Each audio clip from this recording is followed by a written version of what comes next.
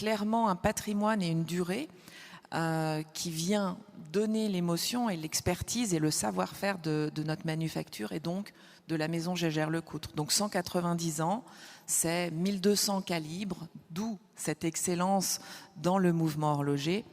C'est aussi des savoir-faire que l'on protège.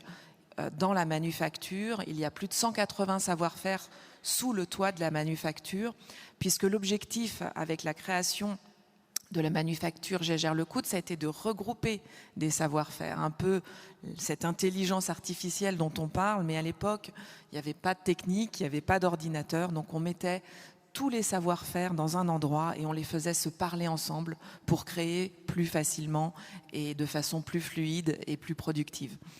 Le patrimoine, c'est aussi évidemment l'innovation qui continue, c'est-à-dire que ce patrimoine, on ne regarde pas seulement vers le passé, et Alberto en parlait tout à l'heure, on aurait pu s'arrêter et continuer juste de reproduire tous les mouvements, toutes les créations qu'on a faites dans nos 190 ans, mais non, ce patrimoine, ces savoir-faire, ils vivent parce qu'on continue à innover, parce qu'on protège des savoir-faire qu'on continue d'enrichir. Et là, c'est évidemment dans les brevets qu'on va déposer, dans la technicité qu'on va exprimer. Tous les ans, c'est plus de 10 brevets qui sont déposés par la manufacture. Aujourd'hui, il y en a plus de 400 actifs au sein de Jaeger-LeCoultre. Donc l'âme du luxe chez Jaeger-LeCoultre, c'est vraiment cette excellence basée sur le patrimoine, basée sur la protection des savoir-faire et basée sur l'innovation pour créer évidemment l'avenir. Vous dites on, vous dites nous, c'est-à-dire c'est une œuvre collective.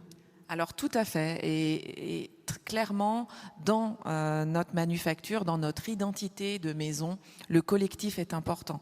D'où la création de cette manufacture et de mettre et de regrouper des savoir-faire, parce que une montre, c'est l'expertise non seulement d'un horloger, mais c'est aussi l'expertise d'un graveur, d'un décorateur, c'est l'expertise et la précision des composants, parfois plus de 1000 composants qui vont faire le mouvement.